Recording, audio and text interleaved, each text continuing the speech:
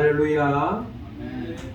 오늘은 참 복된 날입니다. 하나님은 이 세상의 그 무엇보다 우리가 드리는 예배를 가장 기뻐하십니다.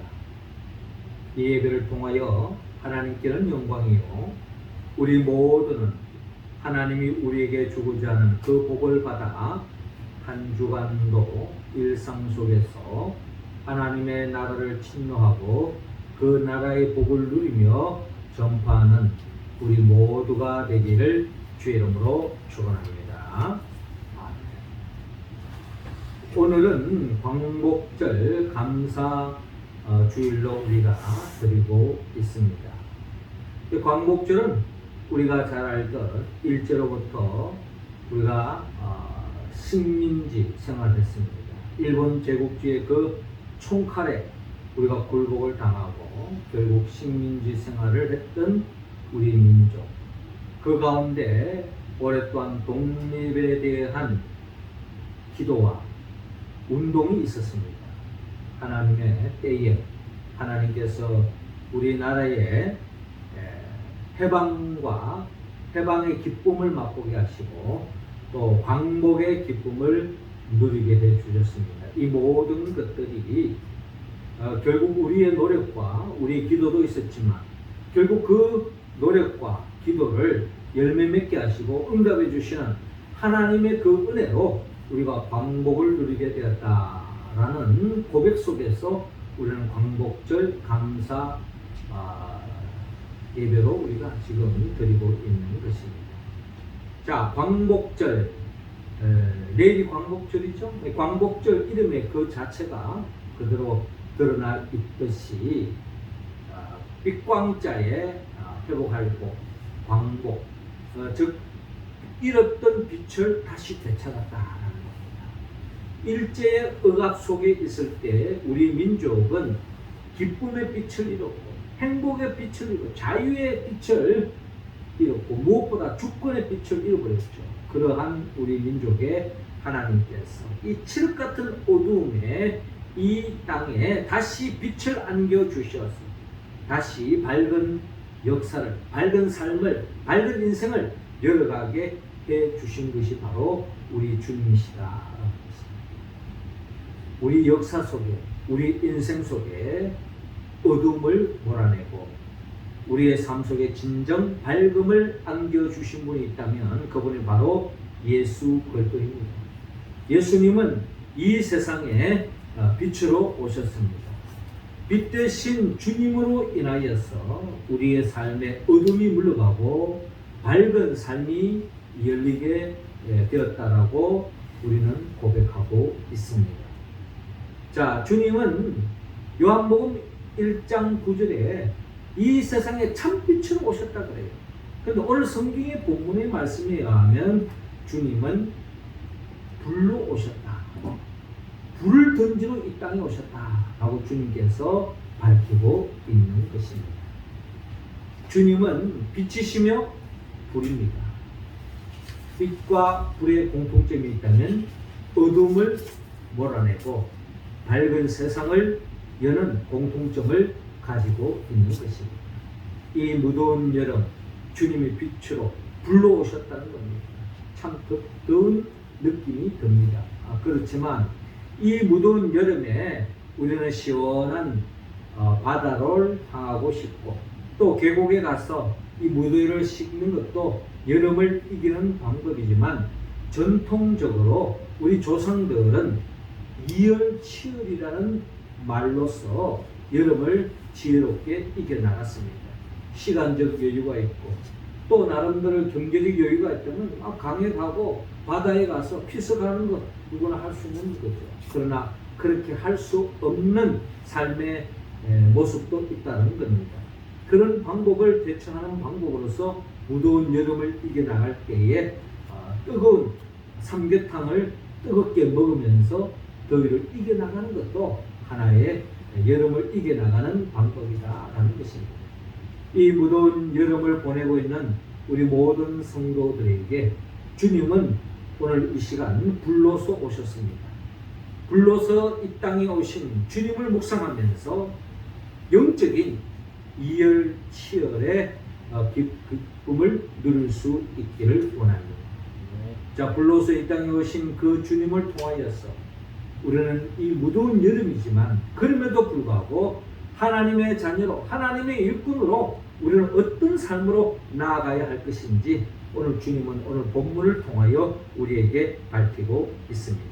먼저 주님은 오늘 본문 49절을 통하여 복음을 전파하라고 먼저 말씀하고 있습니다. 49절 우리 같이 한번 읽어봅시다. 시작. 내가 불을 땅에 던지러 왔노니 이 불이 이미 붙었으면 내가 무엇을 원하리요? 아멘. 자, 주님은 오늘 본문 49절부터 시작되고 있는데 내가 불을 땅에 던지러 왔다라고 말씀하고 있습니다. 주님은 이 세상에 불로서 먼저 빛을 오셨죠. 그리고 불이시면서 이 세상에 불을 던지러 왔다라고 말씀하고 있는 것입니다. 자, 그런데 불을 던지러 왔는데 이 불이 이미 붙었으면 내가 무엇을 원하리요? 라고 주님께서 말씀하고 있습니다. 그러니까 이 불을 지피기 위해서 주님이 불씨가 되셨는데 이 세상에 그 불이 활활 타고 있다면 주님께서 내가 무엇을 원하리요? 더 바랄 게 없다는 겁니다. 자, 그 말은 뭘까요? 아직까지도 이 세상에 주님이 불을 던졌는데 그 불이 활활 아직까지 타오르고 있지 않다. 그러니 아직까지도 이 세상에 어둠의 영들이 이 세상에 판을 치고 아직도 칠흑 같은 어둠이 이 세상 속에 자리 잡고 있다는 겁니다. 그래서 주님은 완전히 불을 지펴서 이 세상의 모든 어둠을 몰아내려고 하는 것이 주님이 이 땅에 오신 목적이라는 거예요. 그래서 주님께서 이 불을 완전히 지피기 위해서 주님께서 오늘 본문 40절에 나는 받을 세례가 있다라고 말합니다. 나는 받을 세례가 있으니 그것이 이루어지기까지 나의 답답함이 어떠하겠느냐라고 말씀하고 있습니다. 우리가 잘 알듯이 예수님은 이미 세례 요한을 통하여 세례를 받았습니다. 그렇잖아요. 그런데 예수님께서 세례 요한을 통하여 세례를 받았는데 받을 세례가 있다고 말하는 것입니다. 먼저 우리는 예수님께서 세례 요한을 통하여 세례를 받음을 통하여 우리에게 신앙의 본을 보여주고 우리 또한 세례를 받기를 주님은 원했습니다. 세례의 의미가 뭐냐? 여러분, 예수님의 세례는 침례식입니다. 물속에 들어갔다가 나오는 그런 과정 속에서 지난날 내 중심적인 삶, 내 인생은 내가 주인이고 내 마음대로 살겠다, 내 인생은 내 뜻대로 살겠다 하는 내 중심적인 내 인생은 물속에 수장하고 이제부터는 하나님의 뜻대로 살겠습니다, 하나님 중심으로 살겠습니다 라는 고백이 세례식이에요.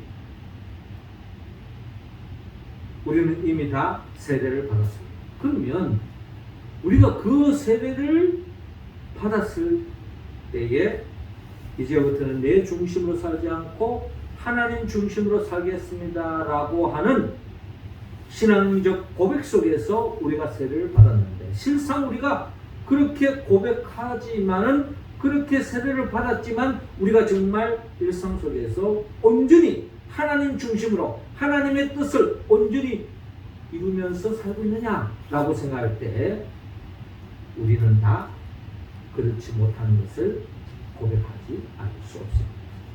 자, 그런데 주님께서도 우리에게 그렇게 살기를 바라는 뜻으로 세례를 받고 세례의 삶을 사셨는데, 주님께서 나는 또 받을 세례가 있다고 말합니다. 여기서 말하는 또 받을 세례라는 것은 뭐냐면은 십자가를 의미하고 있는 것입니다. 예수님이 언제 하나님 중심으로 하나님의 뜻대로 살겠다고 하는 그 다짐, 그 맹세, 그 고백이 언제 완전히 이루어졌느냐? 예수님께서 십자가에 못 박혀 죽음을 통하여서 온전히 세례의 삶을 완성했던 것입니다.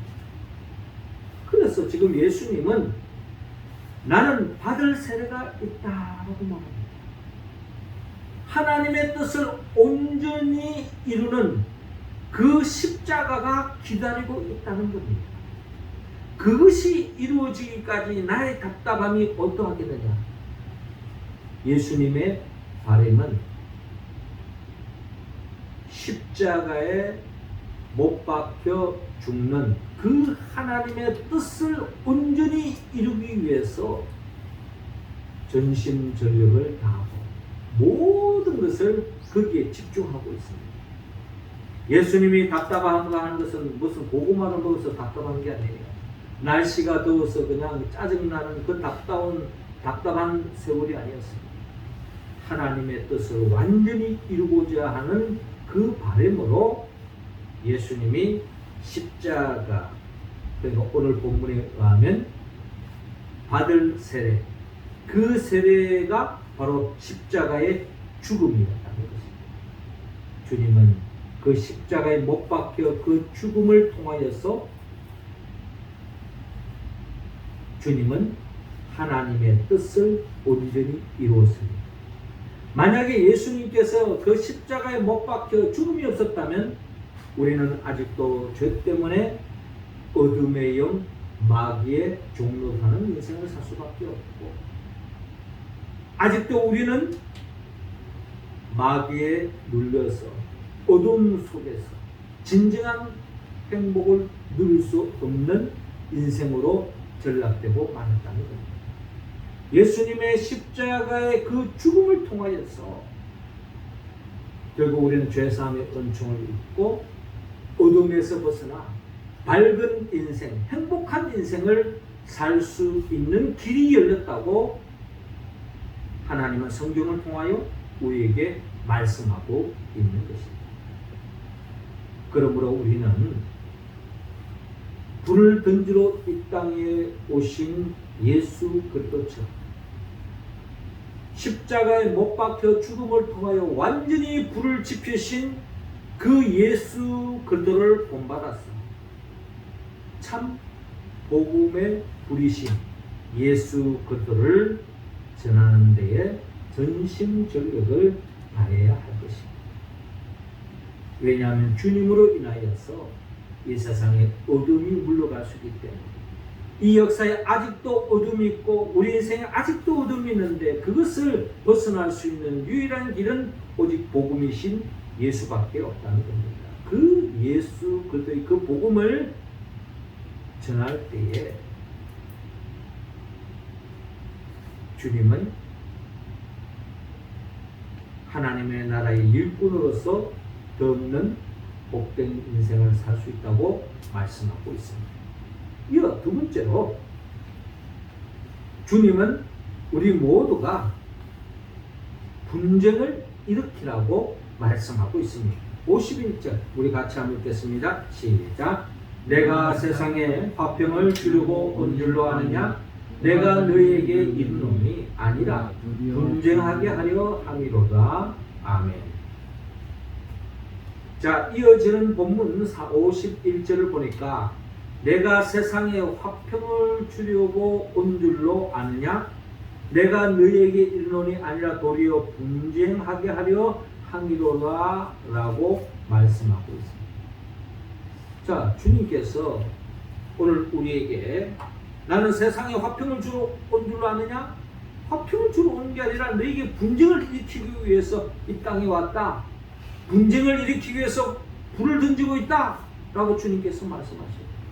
도대체 이 말씀이 우리가 그대로 받아들이기에는 너무나도 부담스럽고 이 말씀에 대해서 우리가 소화시키기가 참 힘듭니다. 아닌 게 아니라 우리가 잘 아는 것처럼 마태복음 5장 9절에 보면 주님께서 산상보훈을 통하여 주님 말씀이 뭡니까? 화평하게 하는 자는 복이 있나니 그들이 하나님의 아들이라 일컬음을 받을 것이며 라고 말씀하지 않았습니까?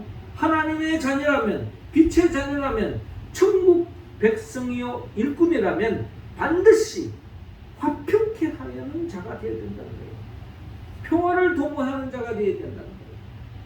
그런 평화를 도모해야 되는데 또 그렇게 우리는 알고 그렇게 살고 있는데 오늘 누가복음 12장 51절에서는 뜬금없이 내가 세상에 화평을 주러 온 줄로 아느냐 내가 너희에게 이르노니 아니라 도리어 분쟁하게 하려 함이로라 라고 말씀하고 있습니다. 이 두 말씀은 너무나도 상충되고 충돌되는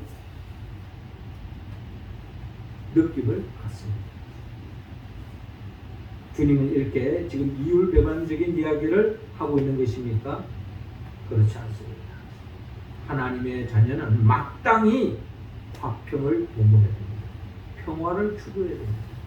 자, 그런데 이 세상에는 참된 평화가 있는가 하면은 거짓 평화가 있다라고 우리는 이야기하지 않을 수 없습니다.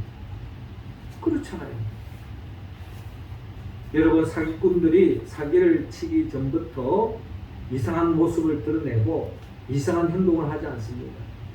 사기를 치려고 그러면 그 사람에게 아주 감언 이술을 하면서 아주 좋은 말을 하면서 그 사람의 마음을 삽니다. 왜? 마음을 사야 내가 바라는 대로 시키는 대로 행동을 따라갈 수 있기 때문에. 그래서 사기꾼들은 그 사람의 마음을 얻기 위해서 수단과 방법을 가리지 않습니다. 자, 그렇게 해서 결국에는 그 사람을 사기를 칩니다. 이런 말을 우리가 속된 말로 그렇게 믿었는데 내 뒤통수를 쳤다라고 그렇게 표현하잖아요. 그렇게 믿었는데, 그렇게 좋은 사람인 줄 알았는데 나의 사기를 쳤다, 나의 뒤통수를 쳤다. 이게 우리가 일상 속에서 이 세상 신문에 보면 늘 일어나는 이야기 중에 하나입니다. 그런 걸 볼 때에 우리는 이 세상에 거짓 평화가 있다는 거예요. 위장 평화가 있다는 거예요. 지금 여러분, 러시아가 우크라이나를 공격하고 지금 유럽이 잔뜩 지금 긴장이 되어서 우크라이나를 지원하면서 러시아와의 나름대로의 항전하고 있는 모습을 우리가 볼 수 있습니다. 아닌 게 아니라 러시아가 무장해제를 하는 듯 하면서 가스를 공급해 준다. 이제 전쟁의 시대는 끝났다. 이제 우리 평화롭게 지내자. 오랫동안 제스처하는 것이 바로 러시아의 모습이었습니다. 그런데 하루아침에 총불을 겨누고 포탄을 쏘고 폭격을 하고 전쟁을 일으키고 탱크를 밀고 들어간 것이 바로 러시아 아닙니까? 오랫동안 유럽이 평화의 모드로서 무장해제를 했어요. 그런데 러시아의 이 전쟁을 보면서 다들 화들짝 놀란 겁니다. 이게 바로 위장평화예요. 우리는 이 세상에서 그런 위장평화, 가짜 평화에 젖어 있다가 황당한 일을 당하지 않도록 주님께서 오늘 본문 누가복음 12장 51절을 통하여 말씀하는 것입니다. 내가 세상에 화평을 주러 온 줄로 아느냐 내가 너희에게 이르노니 아니라 도리어 분쟁하게 하려 함이로라 라고 말씀하고 있습니다. 왜 이런 말을 합니까? 이 세상에 많은 사람들이 이 세상이 주는 가짜 평화, 가짜 행복에 젖어 있더라는 겁니다. 적절히 죄를 짓고 죄악을 범하고 그러면서 적절히 이 세상적인 행복을 취하고 이 세상적인 기쁨을 추구하는 사람들이 이 세상에 얼마나 많은지 모릅니다. 주님은 그것은 바로 가짜 평화다, 가짜 행복이다. 그것은 결국 죽음에 이를 수밖에 없고 멸망할 수밖에 없고 영원히 저주받을 수밖에 없는 길이다. 그것을 단절하라, 차단하라, 그것을 거절하라. 그 가짜 평화에 더 이상 빠지지 마라. 벗어나라. 분쟁을 일으키고 있는 우리 주님을 우리는 만날 수 있습니다. 그래서 주님은 오늘 본문 52절에 이런 말씀합니다. 이후부터 한 집에 5사람이 있어 분쟁하되 셋이 둘과 둘이 셋과 하리니 아버지가 아들과 아들이 아버지와 어머니가 딸과 딸이 어머니와 시어머니가 며느리와 며느리가 시어머니와 분쟁하리라 하시니라 라고 말씀하고 있습니다. 어떻게 보면 주님이 이 가정에 분란을 일으키고 있다는 겁니다. 분란을 일으켜야 된다는 것입니다. 여러분, 이게 여러분 받아들일 수 있는 이야기입니까? 가정은 평화로워야 되고 가정은 사랑스러워야 되고 서로서로 위로하고 격려하고 더 없는 사랑의 관계가 되어야 되죠. 그런데 이 가정에 분란이 일어났고 분쟁이 일어났다는 겁니다. 왜 이 가정에 분란이 일어났고 분쟁이 일어났습니까? 그것이 돈 때문이라면 그것은 비극적인 이야기입니다. 그것이 누군가의 자기의 생각을 관철하기 위해서 분쟁이 났습니까? 그것 또한 슬픈 이야기입니다. 그런데 여러분, 가족 중에 누가 인성이 나빠졌어요. 나쁜 짓을 하기 위해서 이상한 사람이 나서 분쟁을 일으키나, 그것 또한 가슴 아픈 이야기예요. 그런데 주님은 오늘 이 분쟁은 복음을 위해서 주님은 우리에게 분쟁을 일으키라고 말합니다. 아무리 좋은 부모와 자식 간이라 할지라도, 형제 간이라 할지라도, 부부 간이라 할지라도, 이런 영적인 부분에 있어서는 주님은 민감하기를 원합니다. 잘못된 영적인 길을 걸어갈 때는 그것을 과감하게 분쟁을 일으켜서라도 주님은 믿음의 길을 걸어가라고 말씀하고 있습니다. 왜 주님이 이런 말을 할까요? 분쟁이 목적이 아닙니다. 그 가정이 진정한 행복, 진정한 생명의 길로 나아가기 위해서는 결단해야 되고 하나님 앞에 바로 서야 된다는 것입니다. 여러분, 우리가 생활 속에서 종종 암이 걸린 사람을 만날 때가 있습니다. 가족 중에, 친척 중에, 또 가까운 사람들이 암이 걸리는 경우가 있어요. 그런데 그 암도 치료하면 낫는 암이 있습니다. 그리고 때로는 치료해서 되는 문제가 아니고 빨리 수술하지 않으면 죽을 수밖에 없는 암도 있어요. 또 수술해도 죽는 암이 있습니다. 그리고 빨리 수술하면 나을 수 있는 암도 있다는 거예요. 내 몸의 소중한 한 부분이지만 그러나 살기 위해서는 그 아픈 부위를 도려내는 것이 지혜로운 사람입니다. 내 몸의 한 부분이지만 아프지만 고통스럽지만 암은 빨리 도려내어야 살 수 있다면 그 수술은 과감하게 해야 되는 것입니다. 그게 바로 살 수 있다는 것입니다. 이스라엘 백성들이 어떻게 본다면 여러분, 애굽 땅에서 그들이 오랫동안 400년 동안 살았습니다. 처음에 애굽 땅에 살 때는 몇 사람 되지 않았어요.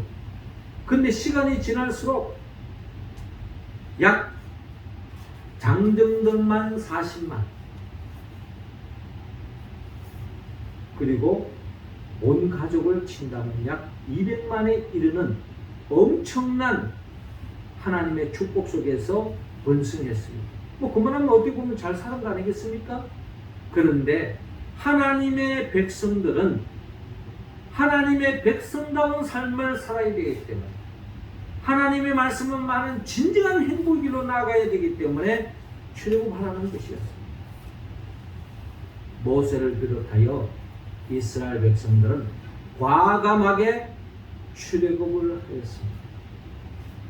결국 가나안 땅에 들어갈 수 있습니다. 이처럼 우리 모두가 영원한 생명, 영원한 천국으로 가기 위해서는 우리는 결단을 내려야 되는 것입니다. 가족 간에도 여러분 예수 믿어라 이런 말 하는 건 불편할 때가 있습니다. 왜 예수 믿어야 되느냐? 가족 간에, 친구 간에, 형제 간에, 친척 간에 그것이 불편해서 우리가 그냥 말하지 않고 뭐 좋은 게 좋지 뭐 하면서 그냥 넘어갈 때가 있습니다. 그러나 오늘 주님은 우리에게 말씀하고 있습니다.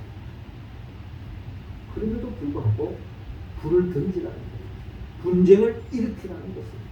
자, 그러면 이런 분쟁을 일으키면 어떤 일이 생기느냐?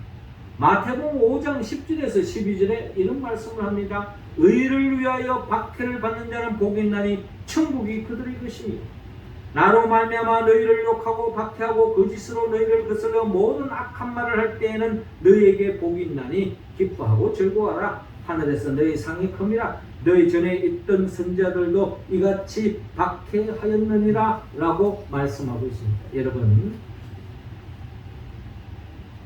복음을 전하면 복음의 불을 던지면 어떤 일이 생깁니까?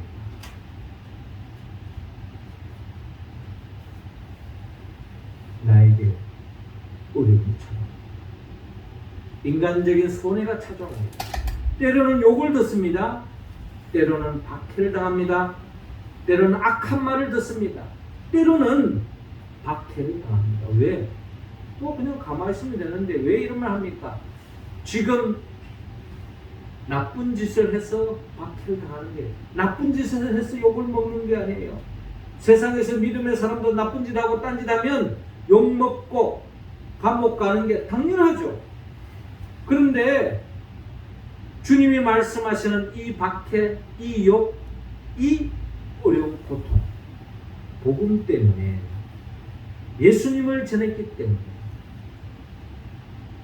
예수 믿으라고 했기 때문에 예수를 잘 믿으라고 하기 때문에 박해를 당할 수 있다는 거예요. 인간적인 손해를 보는 거죠.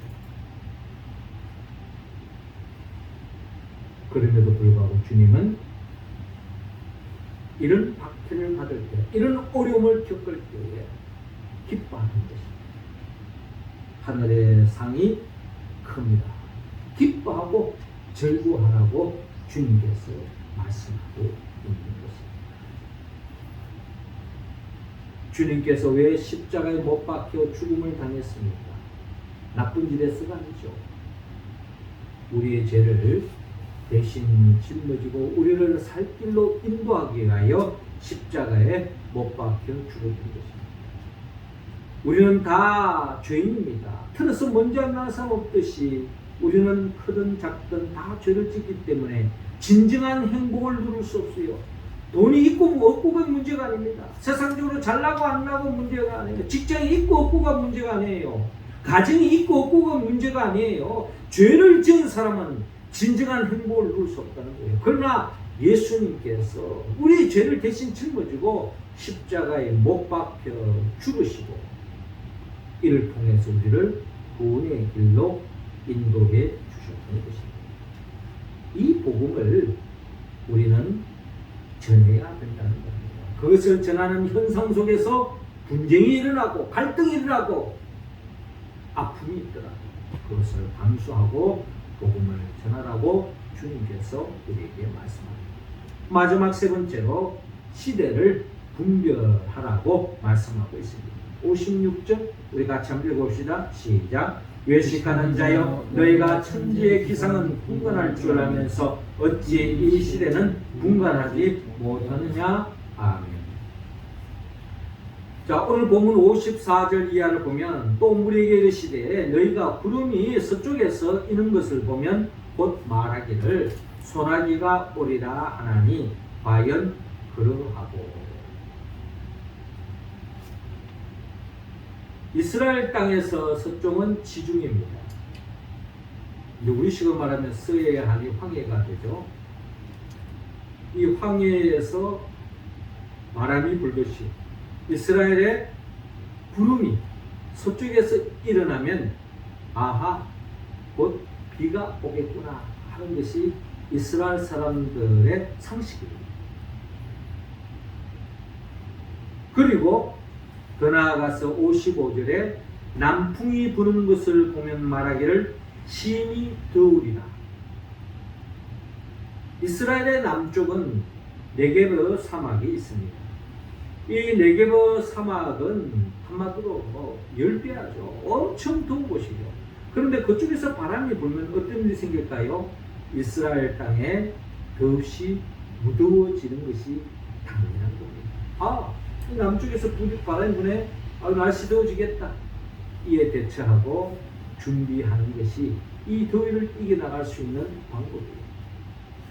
그러면서 주님께서 말씀하기를 56절에 외식하는 자여 저희가 천지의 기상은 분간할 줄 알면서 어찌 이 시대는 분간하지 못하느냐라고 말씀하고 있습니다. 여기서 말하는 외식하는 자는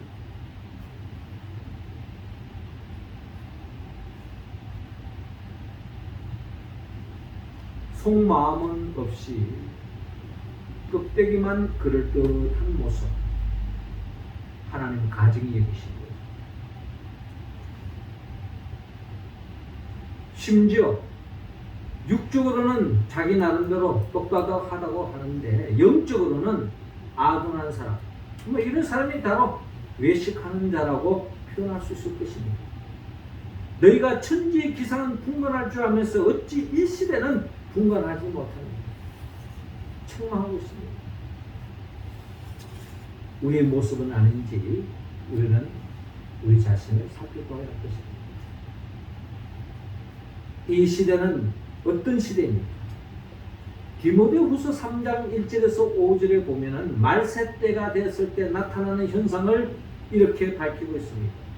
디모데후서 3장 1절에 너는 이것을 알라 말세에 고통하는 때가 이르러 사람들이 자기를 사랑하며 돈을 사랑하며 자랑하며 교만하며 비방하며 부모를 거역하며 감사하지 아니하며 거룩하지 아니하며 무정하며 원통함을 풀지 아니하며 모함하며 절제하지 못하며 사나우며 선한 것을 좋아하지 아니하며 배신하며 조급하며 자만하며 쾌락을 사랑하기를 하나님 사랑하는 것보다 더하며 라고 기록되어 있습니다.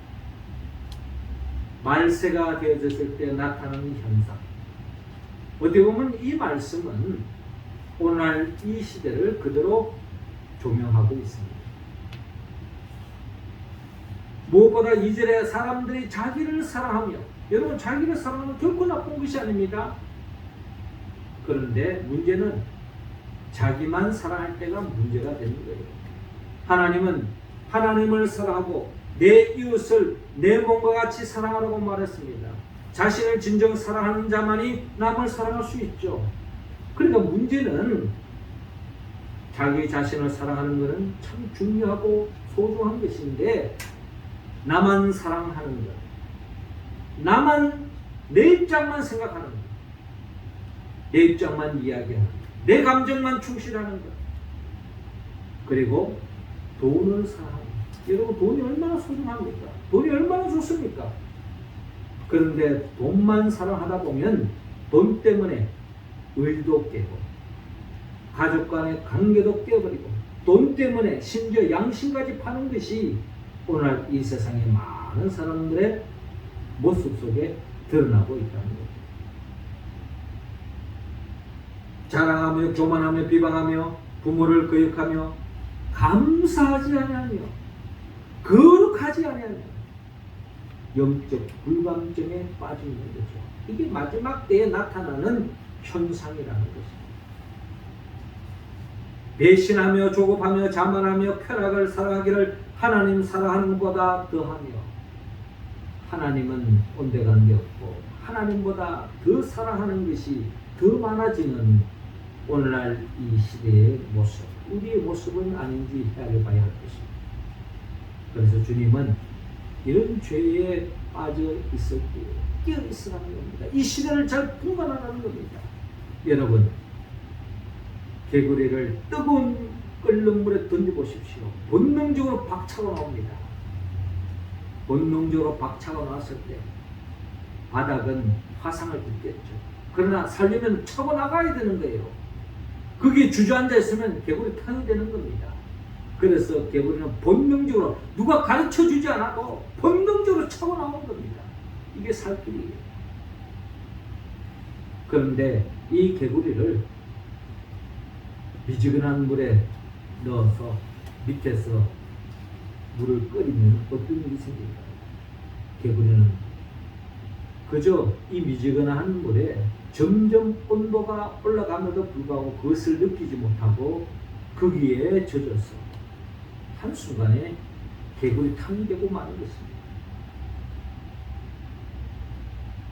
이 이야기는 결국 오늘날 이 시대를 이야기하고 있습니다.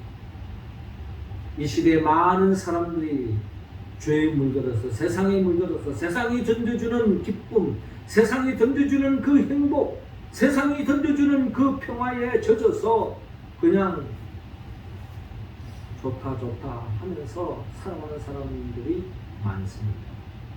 그러나 하나님을 모르고 하나님의 뜻을 저버리고 죄에 물들어 있는 사람은 결국 개구리 탕이 될 수밖에 없는 것처럼 우리 또한 그런 말로 영원한 영을 지옥에 떨어질 수밖에 없다는 것입니다. 그래서 주님은 로마서 12장 2절을 통하여 사도 바울을 통하여 우리에게 말씀하셨습니다. 너희는 이 세대를 본받지 말고 오직 마음을 새롭게 함으로 변화를 받아 하나님의 선하시고 기뻐하시고 온전하신 뜻이 무엇인지 분별하도록 하라. 여러분, 누가 이 말씀에 귀를 기울입니까? 세상에 젖어 있는 사람은 곧방 있게 되죠. 이런 말이 귀에 들어옵니까? 이 세상이 얼마나 재밌는데, 이 세상이 얼마나 의미 있고 가치 있는데, 그런 생각에 빠져있는 사람은 주의 말씀을 귀를 기울이지 않습니다. 깨닫지 못합니다. 분별하지 못합니다. 영적 불감정에 빠져있기 때문에. 여러분, 우리는 지금 무더운 여름을 보내고 있습니다. 이 더위가 영원히 가지 않습니다. 조금 있으면 가을이 됩니다. 들녘에 많은 곡식들이 이제 가을이 되면 누렇게 변하게 되고 알곡과 쭉중이가 나누어지듯이 주님의 때가 되면 반드시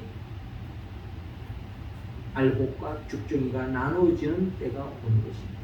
그래서 주님은 너희가 천지의 기상은 분간할 줄 알면서 어찌 이 시대는 분간하지 못하냐. 잘 분별하였어. 이 시대 속에서 잠들어 있지 말고 이 세상이 주는 가짜 평화에 젖어 있지 말고 깨어서 주님이 언제 어느 순간에 오더라도 제가 여기 있습니다 하고 거룩한 삶, 바른 삶으로 나아가기를 주님은 원하고 있습니다. 사랑하는 성도 여러분, 이 무더운 날씨에 주님은 불을 던지러 오셨습니다. 주님은 불을 던지듯이 우리도 복음의 불을 던지기를 원합니다. 여기는 반드시 분쟁이 일어납니다. 그러나 주님은 그 분쟁을 감수하면서 거짓 평화를 거절하라고 말씀합니다. 그리고 이 시대를 잘 분별하여 주님 보시기에 부끄럽지 않는 믿음의 길을 걸어가기를 원하고 있습니다. 우리가 어떻게 이 말씀에 응답할 수 있습니까? 성령의 도움이 없이는 할 수 없습니다. 나를 위하여 십자가에 못 박혀 죽으시고 부활하신 예수 그리스도의 영 보혜사 성령의 도움을 받을 때야만이 우리는 복음의 불을 전파할 수 있습니다. 거짓 평화를 거절할 수가 있습니다. 그리고 이 시대를 분별할 수가 있습니다. 우리 모두가 성령 충만함으로 하나님의 자녀로 하나님의 일꾼으로 이 무더운 날씨지만 불로서 이 땅에 오신 주님을 깊이 묵상하면서 영적으로 승리하며 나가는 우리 모두가 되기를 주의 이름으로 축원합니다. 기도드리겠습니다. 하나님 아버지, 이 시간 우리 모두에게 성령의 기름을 부어 주시어서 성령 충만함으로 복음의 불을 전파하게 하여 주옵시고 거짓된 평화를 분쟁을 일으켰으나도 거절하게 하여 주시고 그리고 이 시대를 잘 분별하여 하나님의 뜻을 이루어가는 우리 모두가 되게 하여 주옵소서.